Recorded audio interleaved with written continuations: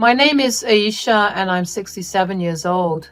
Let me tell you the story of my life after my husband passed away and I moved into my son's house. In some cultures like India, China, Saudi Arabia, it's common for parents to live with their children, whether they're sick or widowed. It's a tradition that I find beautiful. However, in America, things are different. You see, my son Ahmed was married to a woman named Natalia, and he thought that she was amazing, but I thought differently. I watched her closely and I was sure she was only interested in my son's money.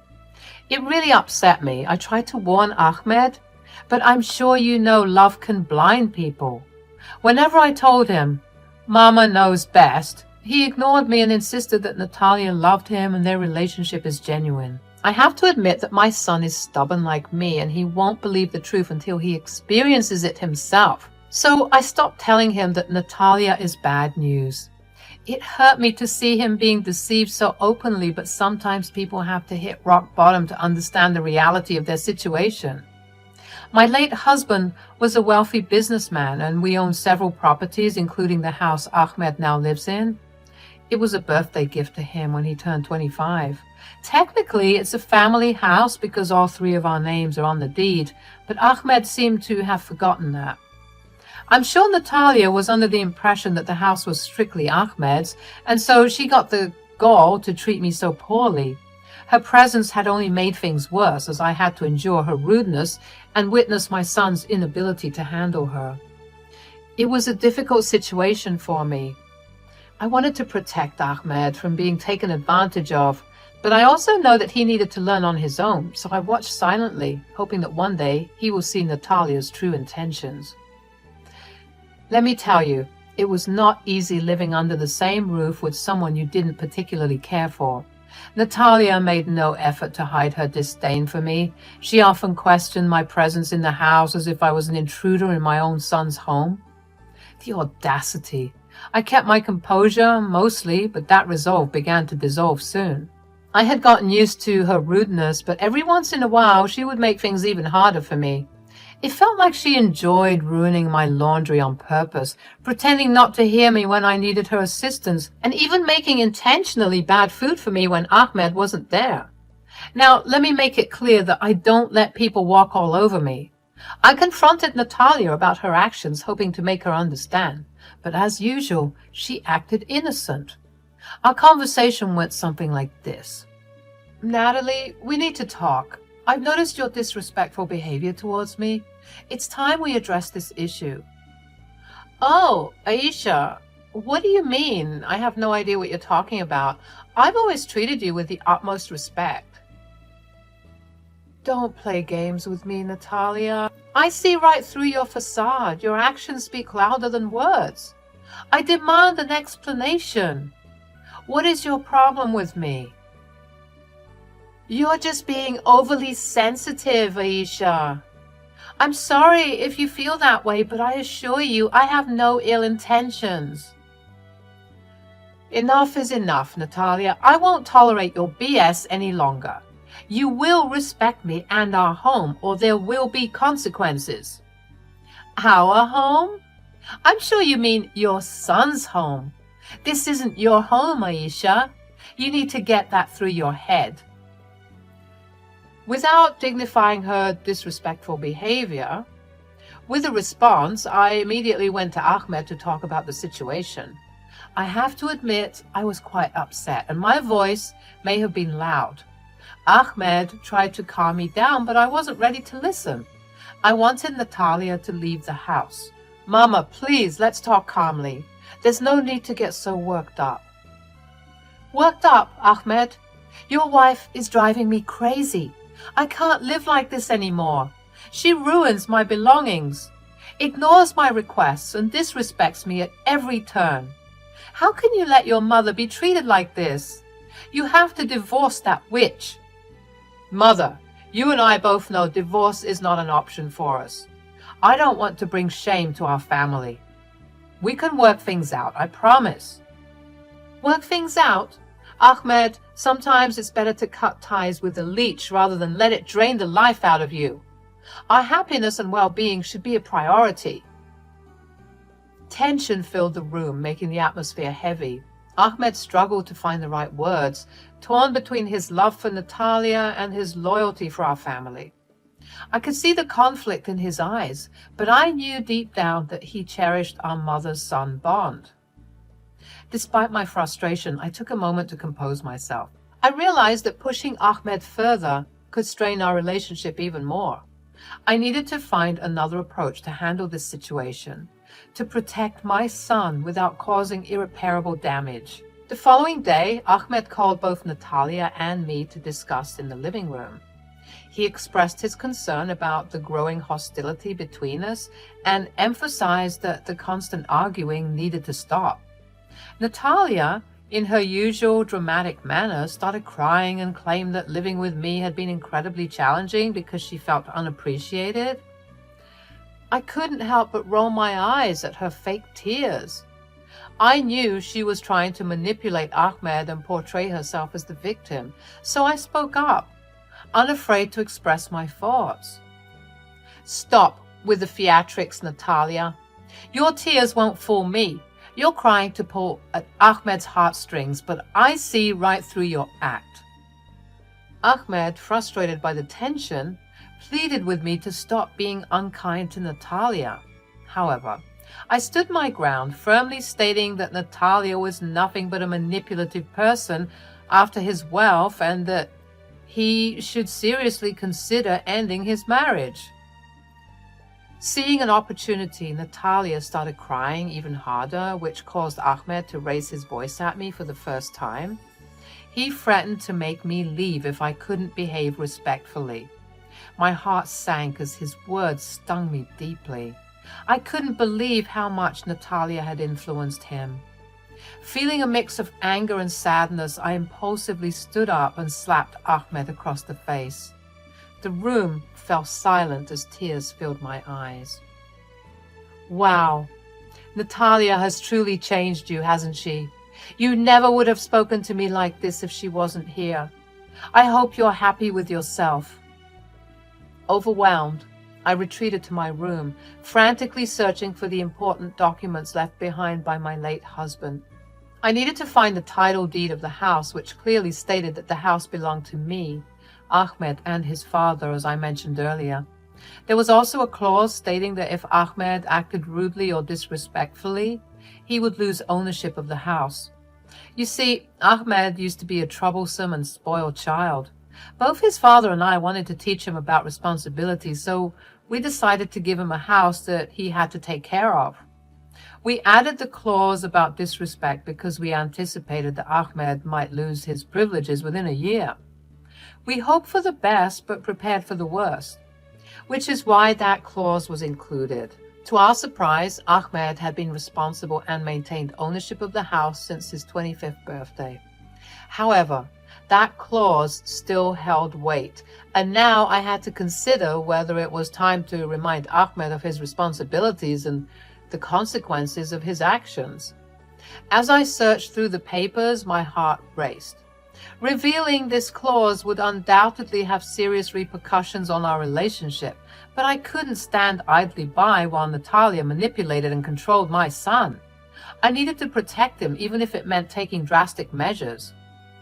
After hours of searching, I finally found the papers confirming the validity of the clause in the title deed. It didn't specify a time limit, which meant it remained in effect. Holding on to this information, I decided to wait for the right moment to disclose it, strategically planning my next steps. Meanwhile, I came up with another plan to expose Natalia's true nature to my son. Inspired by the true crime shows I had been watching, I decided to record my conversations with Natalia. I purchased a small recorder specifically for such moments, ensuring that I had evidence to support my claims. Mama always fights smart, my friends. A week passed and the house was filled with uncomfortable silence and tension. The atmosphere was suffocating and it felt like everyone was tiptoeing around. But I knew Natalia's downfall was imminent. I just needed the perfect opportunity to present itself. Then, one day, I sensed that something was off, and sure enough, Natalia was the cause. Unexpectedly, she entered my room, radiating an unsettling energy that my intuition couldn't ignore. My heart raced with anticipation, and discreetly, I pressed the record button on my hidden device. I was ready to capture her true intentions. Natalia approached me with false confidence and said, "I think it's time for you to go." I maintained my composure, hiding my excitement behind a calm expression. Deep down, I knew this was the moment I had been waiting for. With the recorder capturing every word, I responded with a smile, careful to choose my words wisely. "Oh, Natalia dear, what makes you say that?" "Face it, old lady, you're ruining my plan." "What plan?" "I plan to take all of your son's money." "Duh!" "Ah, so I was right when I said you were a gold digger." "Some call it a gold digger, others call it being opportunistic. Tomato, tomato." "Wow, so these are your true colors, huh? Fascinating." "You know, you never respected me." "Why would I? I could see right through you the moment you walked into my son's life." "I guess the game recognizes the game, huh?" "Oh, please, you think you and I are the same?" "But of course. Why else would you marry such a wealthy man?" "Because I loved him, Natalia. That's something you know nothing about, and you dare to come here and talk like a crazy person? Why are you acting as if I won't expose you to my son?" "Because I have something important to tell you, Aisha. You thought I was joking when I said it was time for you to go? Little do you know." "Spit it out, Natalia. I'm getting sick of your games." "Pack your bags. I've convinced my dear old doting hubby to put you in an old age home." Natalia began to laugh, somewhat manically too. "I told you she was a witch. I let her enjoy her moment of glory because I knew that in a few seconds it would all come crashing down." Noticing my lack of response, she asked, "Why aren't you weeping? Did you hear me, you senile hag? You're going to be locked up in a retirement home until you join your husband." "I heard you, sweetie. Don't worry." "Don't you want to know how I got Ahmed to agree?" "Well, if you must tell me." "After your little scene last week, I started convincing Ahmed that you were slowly losing your mind." "What, because I slapped him?"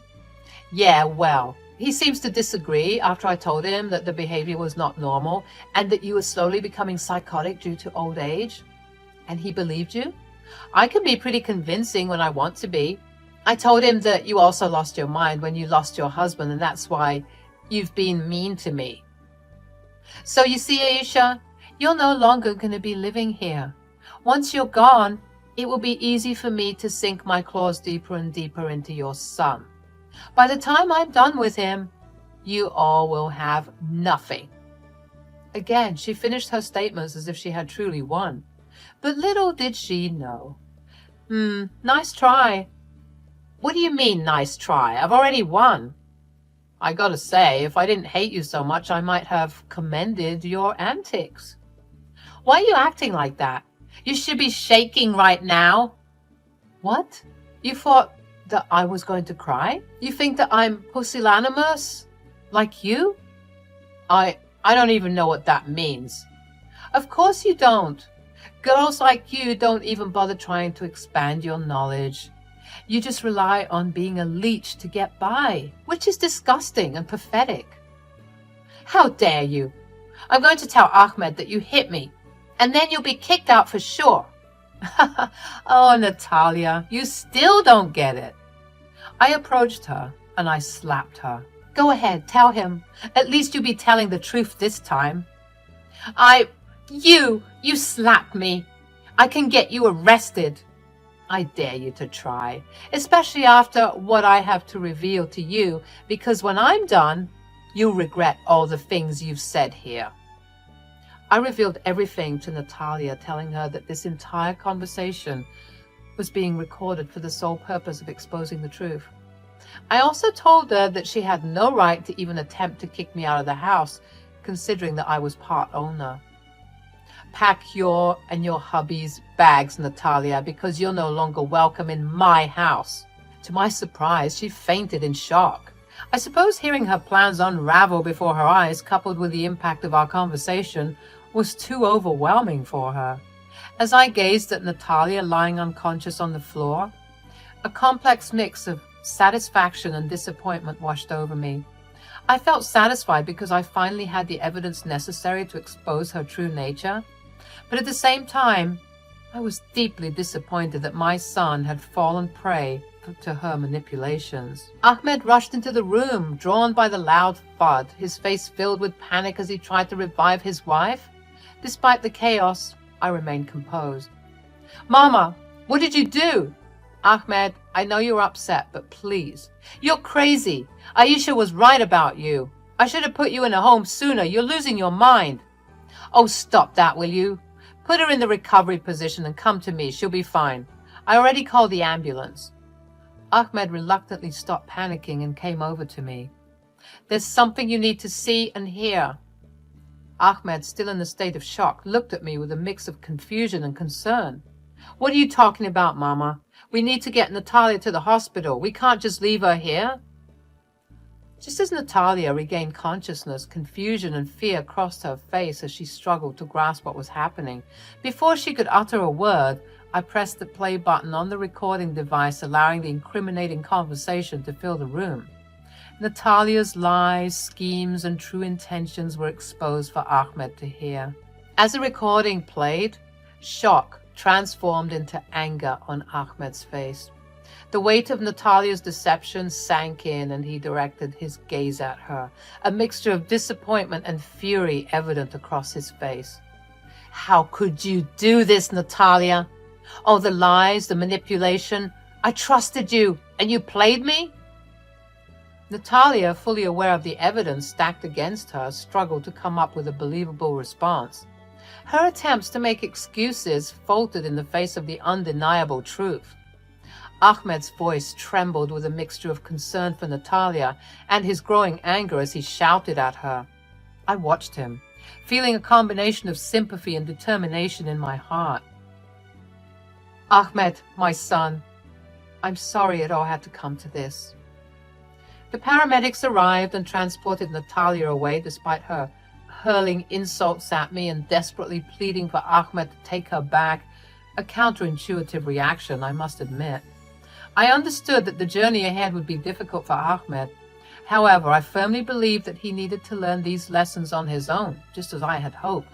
The house, a symbol of responsibility, would remain in our possession, patiently awaiting Ahmed's personal growth and maturity. Can I say it? Say what? "I told you so." Yeah, I guess you can. I think I'll hold on to it for now. I can see you're hurting. I loved her, Ma. I know, baby, I know. I guess you were right. You really do know best. At that moment, I felt a huge sense of relief and hope. The truth had come out, and though we had some healing to do, I knew we would come out of it stronger. I had faith that my son would understand the importance of making wise choices and treating others with love and respect. I also made up my mind to remove my name and his father's name from the title deed. Ahmed had proven himself to be a responsible and honorable son, despite all the challenges we faced. Natalia, after her hospital visit, was physically fine. The doctor said her fainting was due to shock and stress, but despite that, she persisted in trying to win back Ahmed by showing up at the house whenever she pleased. Luckily, I was there to protect Ahmed from her manipulations. I made sure she never set foot in the house again. I knew Ahmed was vulnerable, and I didn't want him to fall for her tricks and let her back into his life. I was determined to shield him from any further heartbreak. Amidst all the chaos, I decided it was time to address the house ownership issue. I reminded Ahmed about the clause in the original title deed that required him to be respectful to keep ownership. But I also wanted to give him a fresh start, a symbolic gesture of leaving the past behind. So I handed Ahmed a new title deed with only his name on it. I told him he deserved it after going through so much pain and turmoil. Tears filled Ahmed's eyes as he realized the significance of this gesture, recognizing his growth and strength. We hugged each other, and at that moment, all the bitterness and tension melted away. Ahmed looked at me with a slight smile and said, "You still haven't apologized for slapping me." I chuckled. realizing that our bond had weathered the storm. Do you want me to put my name back on the title deed? We shared a heartfelt laugh. In the end, things worked out great for Ahmed and me. Our bond became even stronger, and he learned some valuable lessons about love, trust, and being smart about who to trust. As for Natalia, she kept trying to win Ahmed back, but he stayed strong in his decision to move on without her. Life went on, and Ahmed thrived, building a new life full of happiness and success. Natalia, well, she had to face the consequences of her choices and slowly became a distant memory. And as for me, I stood by my son's side, proud of the amazing man he had become. We were grateful for our strength and the love that carried us through it all.